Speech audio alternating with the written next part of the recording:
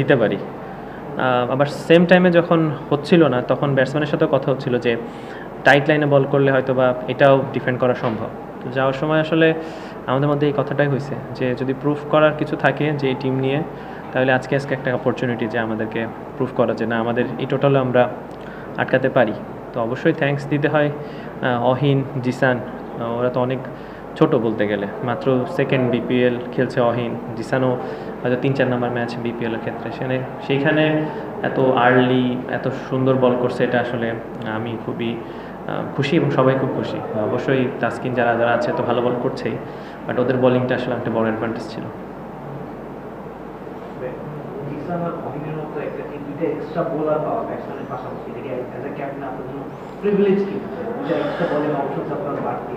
আসলে টিম যদি ধরেন খুলনা টিমের আজকে ওদের লেফটি ব্যাটসম্যানও বেশি ছিল। আপনি যদি উপর থেকে ধরেন নাইম, আফিফ, ইমরুল কায়েস, নেওয়াজ, কিন্তু নাসুম থেকে শুরু করে 6 জন একটা লেফটি ব্যাটসম্যান ছিল। সো সবসময় আসলে এই জিনিসগুলো কাজ করবে না। আজকে কাজ করেছে, এর মানে না যে আপনার সব ম্যাচে ওকে আমি 4 ওভার বোলিং করাতে পারবো। সিচুয়েশন যদি অন্য টিমের থাকে যে ওদের রাইট হ্যান্ড ব্যাটসম্যান বেশি, হয়তো বা আমি তখন লেফট আর্ম স্পিনার বেশি চিন্তা করব। সো আজকে ওদেরকে দরকার ছিল এবং তারাই আজকে ওদের বেস্টটা দিয়ে আমাদেরকে ভালো একটা জিতা উপহার দিয়েছেন। তো ব্যাপারটা এরকমই আসলে। জিসান ইনসেন্টিভিটি খুব ভালো করেছে, সেঞ্চুরি করেছে, ভালো করেছে। বিপিএলে আরেকটু বেটার কোয়ালিটির ক্রিকেট হয় বিপিএলটা, প্রথম 2 ম্যাচে তো রান করতে পারেনি, পরে পরে আবার ফিরে এক ম্যাচে লাস্টে একটু কালো করেছে। ওর জন্য আপনার সাজেশন কি বা কি মনে হচ্ছে আসলে কি করতে পারে? আসলে ও যদি ওর মতো করে খেলে ডেফিনেটলি ও একটা টিমের জন্য একটা সারপ্রাইজ প্যাকেজ তো অবশ্যই, এবং ওর ক্যাপাবল। আশা করি ও এই জিনিসগুলো বুঝবে, শিখবে।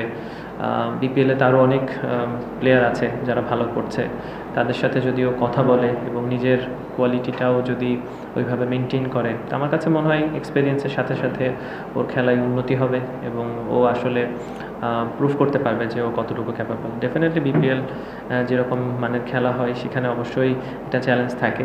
আসলে ওই চ্যালেঞ্জটা ও পার করে যখন ফেলবে আশা করি তখন জিনিসটা ওর জন্য আরও বেটার হবে। ডেফিনেটলি ওর জন্য চ্যালেঞ্জিং, কিন্তু আশা করি ও পারবে।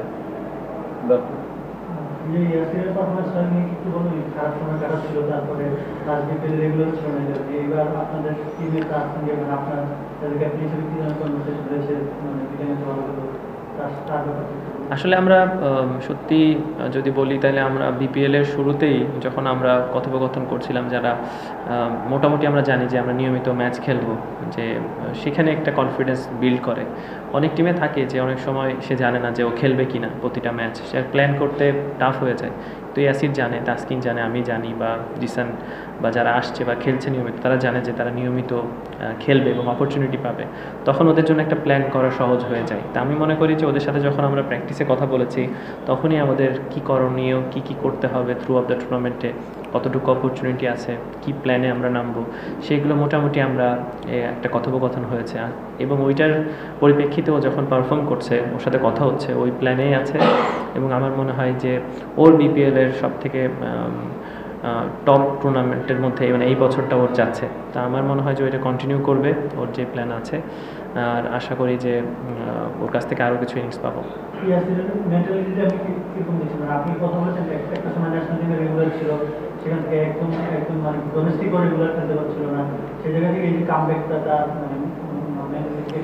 আসলে ভালো, খুব পজিটিভ মাইন্ডসেটে আছে আর পজিটিভ ছেলে।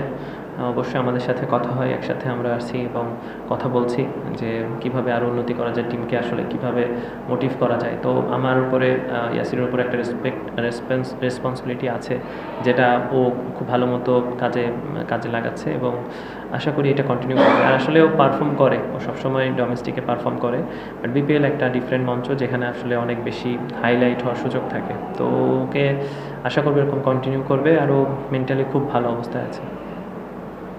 আরেকটা কোশ্চেন, সরাসরি এই ম্যাচ না, যে এই ম্যাচ ইম্পর্টেন্ট না, বাট আপনার আগের ম্যাচ বললেন শফিউল ইসলাম তো অনেক ফিরেছেন, 3টা ম্যাচে দেখা গেছে পাওয়ার ম্যাচে বোলিং করছেন, একটা করে ওভার, ফার্স্ট ম্যাচে 20, তারপরে 22, তারপরে 18, কন্টিনিউ তাকে আপনার পাওয়ার বোলিং করেছেন। আজকে যদি ডিফারেন্স হচ্ছে স্পেসিফিক কোনো কারণ আছে কি?